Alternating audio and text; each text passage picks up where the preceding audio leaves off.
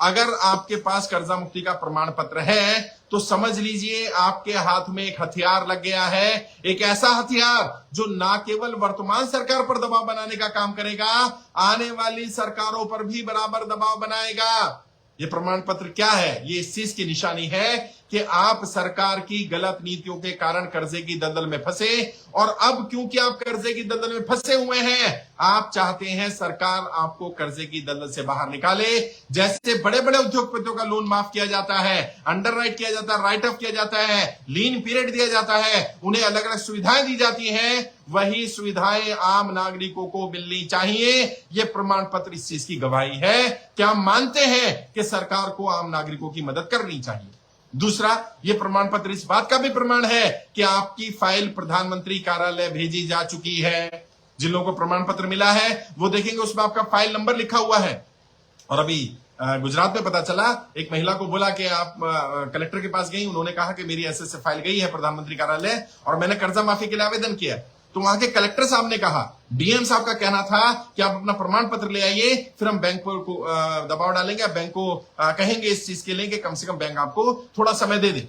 कई जगह पर बैंकों को जो प्रमाण पत्र दिखाए गए, दिए गए, बैंकों ने तुरंत समय दे दिया। अभी मैंने बताया था एक केस के बारे में, राजस्थान से हमारे साथी हैं, उन्होंने बैंक को मेल किया, अपना प्रमाण पत्र की कॉपी अटैच की, अपनी एप्लीकेशन लगाई और कहा कि मुझे परेशान ना किया जाए, प्रताड़ित ना किया जाए, मुझे कोई फोन कॉल नहीं आनी चाहिए रिकवरी के लिए, मुझे मेरे यहाँ कोई व्यक्ति नहीं आना चाहिए, मुझे समय दिया जाए जब तक कि सरकार के यहां से जवाब नहीं आता। बैंक ने तुरंत मेल का रिप्लाई किया, रिवर्ट किया, और बैंक ने कहा ठीक है हम आपको 30 दिन का समय दे रहे हैं, 30 दिन तक कोई फोन कॉल नहीं आएगी, कोई रिकवरी वाला आपके पास नहीं आएगा, कोई किसी तरह के आपको रिकवरी के लिए नहीं कहा जाएगा। और अगर 30 दिन में आपकी आर्थिक स्थिति ठीक खुद हो जाए तो आप बैंक से संपर्क करके अपना ईएमआई कंटिन्यू कर सकते हैं। अगर ठीक ना हो पाए तो आप 29वें दिन बता दीजिएगा, बैंक आपको आगे भी कंसिडर करेगा कि आपको और समय दिया जा सके या आपकी किसी तरह से मदद की जा सके। तो साथियों, ये आपके पास एक हथियार तो आ गया, अब इसका इस्तेमाल कैसे करना है? क्योंकि अगर आपको बढ़िया से बढ़िया हथियार भी दे दिया जाए, बढ़िया से बढ़िया पेन दे दिया जाए, बढ़िया से बढ़िया औजार दे दिया जाए, यदि आपको उसका सदुपयोग करना नहीं आएगा तो आप कहीं ऐसा ना हो अपने ही पैरों पर कुल्हाड़ी मार लें। है, अनाड़ी लोग कई बार ऐसा करते हैं, कुल्हाड़ी मारते समय अपने ही पैर काट लेते हैं, क्योंकि कुल्हाड़ी का इस्तेमाल कैसे करना नहीं पता होता। तो ये प्रमाण पत्र का उपयोग कैसे करना है?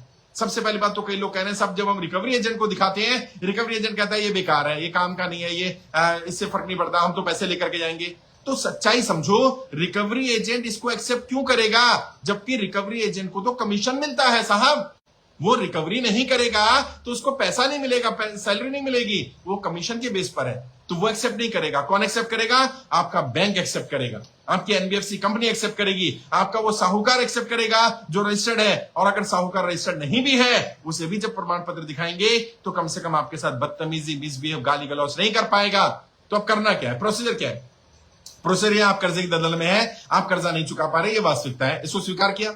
अब आपने एप्लीकेशन लिखनी है, किसको लिखनी है? जिस बैंक से लोन लिया, जिस एनबीएफसी से लोन लिया, जिस व्यक्ति से लोन लिया, जिस समूह से लोन लिया, जिस सोसाइटी से लोन लिया, जहां से भी आपका लोन चल रहा है, वहां पर एप्लीकेशन लिखिए, मेरी आर्थिक स्थिति खराब है और खराब होने का कारण ये है, जो भी कारण रहा हो। कई लोग कहते हैं नोटबंदी के बाद मेरी आर्थिक स्थिति खराब हुई, तो उसमें लिखिए कि नोटबंदी से पहले मेरा व्यवसाय ठीक चल रहा था, मेरा काम धंधा ठीक था, मैं किस्त दे पा रहा था, और उसका रिकॉर्ड लगाइए, और उसके बाद मेरी स्थिति ठीक नहीं रही और मैं नहीं दे पा रहा हूं। कई लोगों ने कहा कि नहीं, जीएसटी के बाद ऐसा हुआ, तो जीएसटी लगने से क्या इम्पैक्ट आया वो लिखिए लेटर में, कि जब जीएसटी लगाया गया, जिस कंपनी में नौकरी करता था वो कंपनी बंद हो गई, मुझे निकाल दिया गया, मेरे पास कमाई का साधन नहीं रहा, इसलिए मैं अपने किस्त नहीं दे पा रहा। अगर आपका व्यापार था, व्यापार ही बंद हो गया, तो बताइए मेरा व्यापार बंद हो गया। कमाई कम हो गई तो कमाई कम बताइए, जो रीजन रहा, जो जेन्युइन रीजन है वो लिख दीजिए उसमें, और उसमें एक लाइन ऐड करिए, मैंने प्रधानमंत्री कार्यालय को भी कर्जा मुक्ति अभियान के माध्यम से अपना आवेदन दिया हुआ है और मेरा वहां से प्रमाण पत्र भी आ गया है, मैं उसकी कॉपी भी अटैच कर रहा हूं।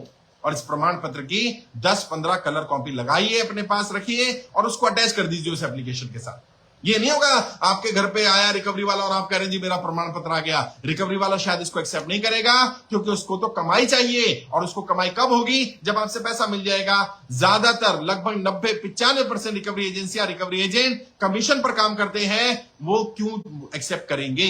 वो तो कहेंगे बेकार है। आपने बैंक से बात करनी है, आपने लोन रिकवरी एजेंट से नहीं लिया था, आपने बैंक से लोन लिया था, आपने एनबीएफसी से लोन लिया था, आपका किसी तरह का भी लोन है, गाड़ी का लोन है, एजुकेशन लोन है, हाउसिंग लोन है, किसान क्रेडिट कार्ड का लोन है, पर्सनल लोन है, किसी साहूकार से लिया, किसी रिश्तेदार, किसी जानकार से लिया, कहीं से भी पैसा लिया, जिससे पैसा लिया उसी को प्रमाण पत्र की कॉपी दिखाइए और उसको प्रमाण पत्र की कॉपी को एक्सेप्ट करना पड़ेगा, क्योंकि प्रमाण पत्र जेन्युइन है।